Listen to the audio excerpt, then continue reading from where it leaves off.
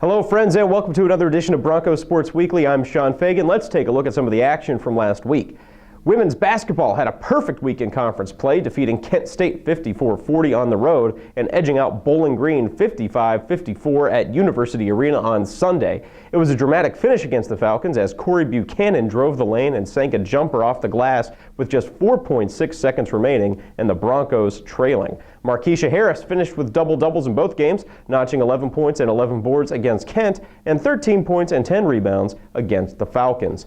Men's tennis was also perfect last week, going 3-0 with wins over Cleveland State, Aquinas College, and Illinois State. Andrew Kahn and Pablo Mora each went 3-0 in singles play over the course of those matches, and they were needed, too, as the matches against the Vikings and the Redbirds each went down to the wire. The Broncos beat Cleveland State by a score of 5-2 and Illinois State 4-3. Women's tennis split a weekend on the road in Wisconsin, defeating Green Bay 6-1 on Saturday, but falling to Marquette on Monday evening. Kathleen Hawkins and Nini Sujashvili each earned a pair of singles wins on the weekend and went 3-1 overall with doubles wins against Green Bay. Maggie Raminzi, Haley Shanahan, and Kelsey King each won at Green Bay as well. The Broncos have a full weekend at home up ahead with matches against Youngstown State, IUPUI, and Bradley. The softball team opened its 2013 slate at the Kajikawa Classic in Tempe, Arizona, with the Broncos earning a win over Cal Poly on the second day of the tournament. The Broncos trailed by 2 runs late, but Jenny Roan scored on a wild pitch, and Sabrina Gamboa hit her first career home run, sending the ball over the center field wall to tie the score at 2 apiece. Mackenzie Shepek pulled a ball down the right field line in extra innings to secure the win. Becca Schemberger recorded the save.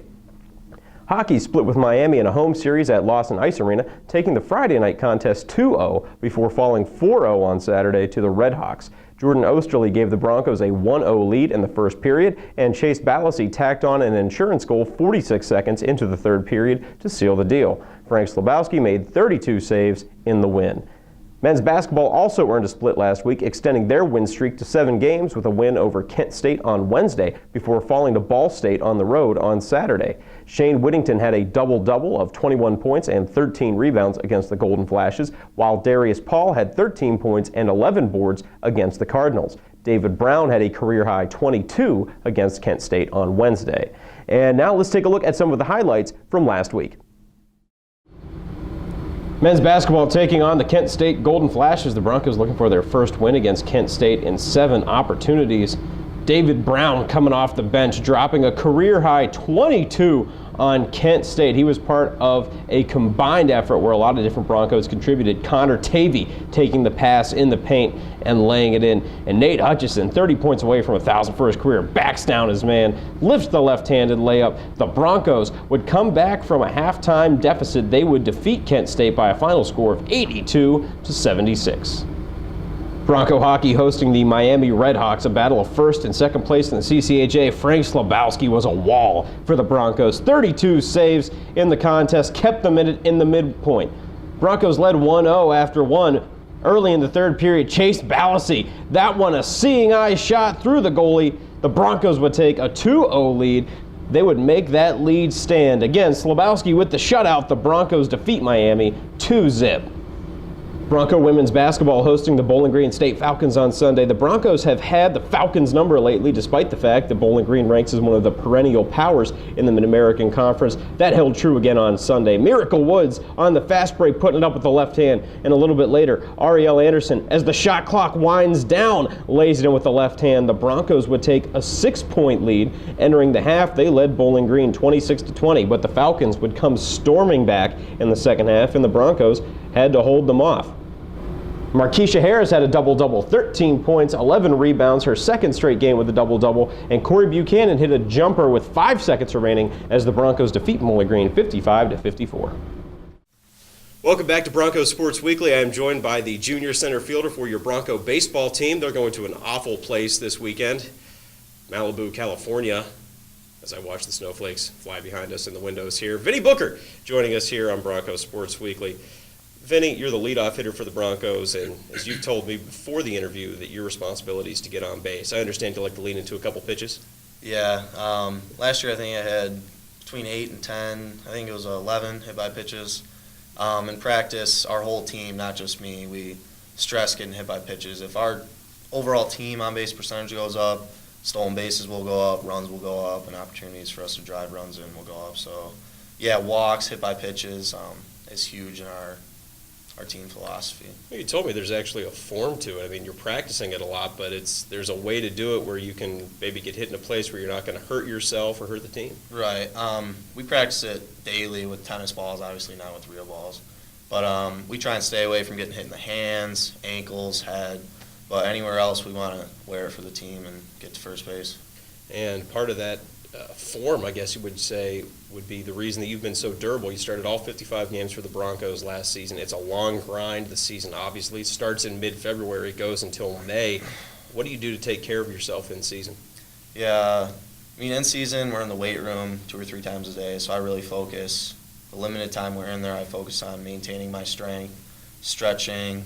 Nutrition is huge, eating right, drinking the right amount of fluids on the weekends.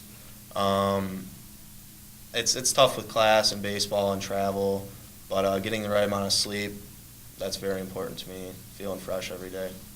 Now, Coach Gernon this year introduced captains to the team. As I understand it, this is the first time he's done that since he's been here, and you were elected a team captain. What does that mean to you, and how do you try to instill some of those leadership qualities on the younger players? Yeah, to me it means a lot that my teammates and the coaches chose me as one of the 3 captains. Since I came in here my freshman year, I've been pretty vocal. Freshman year was a little more Coach G, getting to know the system. Last year was a little more leaning toward players' leadership, and now this year it's a lot on us. He's more of a manager type. We're just running our own team. We know the direction we want to go. So with me and the 3 captains, I mean, my responsibility really doesn't change. I'm the same guy, same loud vocal guy, but I think that with being captain comes a lot of responsibility, and the younger guys, even smaller guys, look up to me and the other 3 captains to step up on the field and off the field if needed. Now, when you're on the base paths, you're the kind of guy that can turn a single into a double very quickly. When you're playing that game within a game against the pitcher when you're on first base, you're taking your lead, or against the catcher, what are some of the things going through your head? One thing when I'm on the base pass is I like to be very relaxed. If you're on the base pass leading off first or second and you're stiff, you're probably not going to be very successful. The pitcher's in his own rhythm, so you want to be in your own rhythm once you get off the base. And a big word for me is anticipation. We have the pitcher tendency charts for both pitching and stolen bases. So if you can get the count on his release to home plate, then getting a jump is going to be a lot easier. When you guys are practicing stolen bases in practice, who's got the best pickoff? Best lefty pickoff is Steve Laudicina. He's tough to read lefty. Right-handed, sometimes we say it's a balk move, but Dave Brennan's feet, pretty quick feet. All right, so when you're leading off, you told me before that you're not the kind of guy that's going to sit there and take a couple pitches when you know that your pitch is coming. Right. So what pitch do you like to drive into the gaps whenever you're at the plate? I like obviously fastball right down the middle. I struggle up and in, but I can handle middle out pretty well. Anything in and around the zone, our team, we like to attack. Who's the toughest pitcher to hit on the team? Toughest pitcher to hit on the team. For me, it's Monty Porter. Monty owns me. I have trouble staying back on his floating stuff. His stuff moves a lot. It's tough for me to hit him. But Steve Laudicina, he's our Friday guy. He's tough too. Lefty, throws high 80s, got good ring and stuff. But Monty owns me. I can never hit Monty. Be sure to tell his father that. Yeah. All right, hey, Vinnie, thanks for stopping by. Thank you. All right, Bronco fans, let's take a look at what's coming up this weekend in Bronco Sports. Baseball makes the trip to Malibu for a 3-game series when they take on Pepperdine to open the 2013 season. First pitch is scheduled for 5 p.m. on Friday, and the teams will play a doubleheader on Saturday with games scheduled for 1 p.m. and 5 p.m.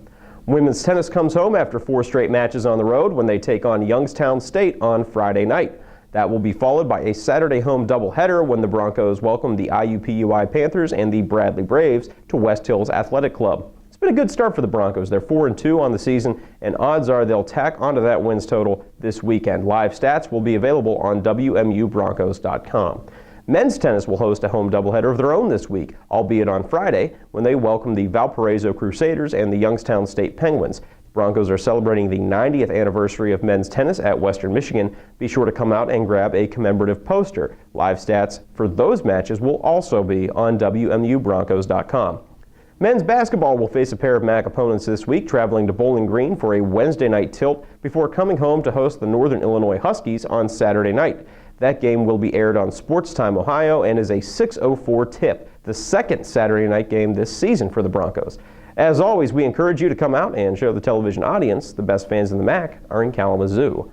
Women's basketball has just one game this week. They'll head to the Convocation Center in Athens, Ohio for a game against the Bobcats on Sports Time Ohio. Tip-off for that game is scheduled for 4 p.m., so it's a full day of Bronco basketball on SCO. You can catch the women's game at 4 and then switch over to the men's game at 6. Bronco women are on a 2-game win streak. Can they turn it into a full-blown heater against the Bobcats? Time will tell. Hockey is on the road this week when they travel to Columbus for a pair of games against the Ohio State Buckeyes on Friday and Saturday. The puck drops at 7:05 for both games. The Broncos are in the home stretch in their season. They'll need to stay hot to keep momentum heading into the CCHA tournament. And while you're following along with hockey, maybe you should keep tabs on what's going on in Muncie.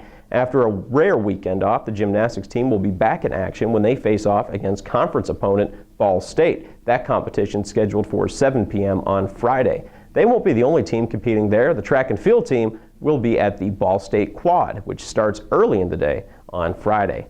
And that's going to do it for us this week on Bronco Sports Weekly. I'm Sean Fagan saying join us again next week. Same Bronco time, same Bronco place.